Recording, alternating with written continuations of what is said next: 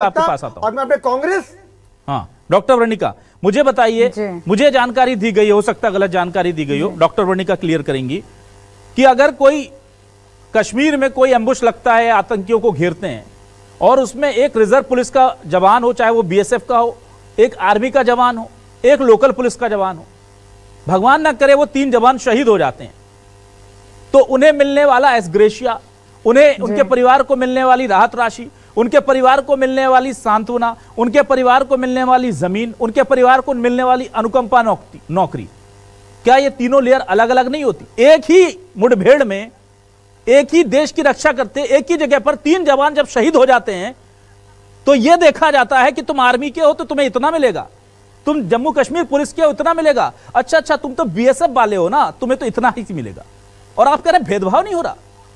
उस शहादत को कैसे आप अलग कर सकते हैं जहां कफन ओढ़ करके हमारी माटी के वीर लेट जाते हैं और आप कहते हैं भेदभाव नहीं होता?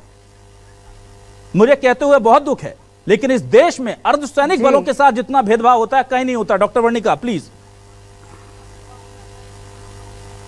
जी, इस बात को लेके जब मैं उन क्षेत्रों में भी जाती हूं तो प्रायः सेना के जवानों के बीच में एक प्रकार का असंतोष होता है, क्योंकि इसी विषय पे मैंने बहुत दिनों तक काम किया था कि और यदि यही तकनीकी सुविधा या इनके मनोबल को बढ़ाते हुए कार्य जो इनको मतलब इनको प्रत्यक्षिक रूप से दिखाई दें, यदि इनको प्राप्त हो रहे होंगे, तो मैं निश्चित ही कहती हूं कि मैंने अपने शोध की रिपोर्ट में भी लिखा था कि जितना ज्यादा हम उनको, कहा जाता है ना कि मन के हारे हार है और मन के जीते जीत, यदि सुरक्षा बल जवान जो वहां पे कई 100 किलोमीटर दूर अपने परिवारों से दूर आके वहां पे एक प्रकार का सामंजस्य बिठाते हुए डेली फियर एंड शॉक के एटमॉस्फेयर में अपनी ड्यूटीज को कर रहे होते हैं, उनके बीच में रह के आई हूं। आप एक दिन चुनौती की परिस्थिति में रह सकते हैं, 2 दिन रह सकते हैं, 1 महीना रह सकते हैं, परंतु वो बिना रोटेशन के भी कई दिन ड्यूटी कर रहे होते हैं। तो ऐसे में वो बिल्कुल डिजर्व करते हैं कि उनके हर चीज का ध्यान रखा जाए।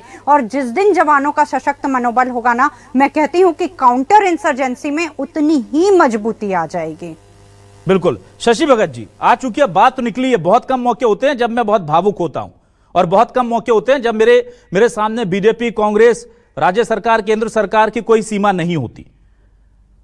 इन जवानों को जो छत्तीसगढ़ की धरती की रक्षा के लिए उड़ीसा, बिहार, आंध्रा, एमपी, पूरे देश के अलग अलग हिस्सों से और खुद छत्तीसगढ़ के बस्तर के जवान जाते हैं, इन्हें छुट्टियां नहीं मिलती, इन्हें मच्छरदानियां नहीं मिलती, इनके मच्छरदानियों में घोटाले हो जाते हैं, इन्हें खाना भी सही से नहीं मिलता, यह कहा जाता है। और सबसे बड़ी बात यह है कि जब इन्हें छुट्टियां नहीं मिलती, ये मानसिक संतुलन खो देते हैं।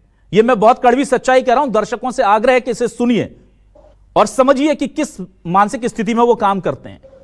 और जब वो अपना मानसिक संतुलन खो देते तो पहले आप घटनाएं सुनते थे कि जवान ने अपने साथियों को गोली मार दी। क्यों? क्योंकि वो अपना मानसिक संतुलन खो बैठा था। अब ये घटनाएं कम होती हैं। अब आप सुनते हैं कि जवान ने खुद को गोली मार ली। आपको उसके पीछे की वजह बता दूं, क्योंकि इससे निपटने की जो तरकीब सोची गई है वो आप सुन लेंगे तो सिहर जाएंगे। अगर कोई जवान मानसिक विक्षिप्तता में आकर के अपने साथियों पर या वहां पर कोई गोलीबारी करता है, तो उसके परिवार को मिलने वाली सारी सुविधाएं खत्म, ना पेंशन, ना नौकरी, ना कुछ। तो जवान जब हद से गुजर जाता है तो उसको लगता है यार मैं कुछ कर जाऊंगा तो मेरा परिवार का क्या होगा। वो मजबूरी में खुद को गोली मार लेता है। इसी छत्तीसगढ़ की धरती पर नक्सलियों ने जवानों को मारा है और कई जवानों ने खुद अपने आप को गोली मारी है। किसी को छुट्टी नहीं मिल रही थी, किसी के साथ बर्ताव बुरा हो रहा था, किसी को सोने का टाइम नहीं मिल रहा था। ऐसे स्थिति में हम अपने जवानों को रखते हैं और उनकी शहादत पर बस 2 दिन बात करके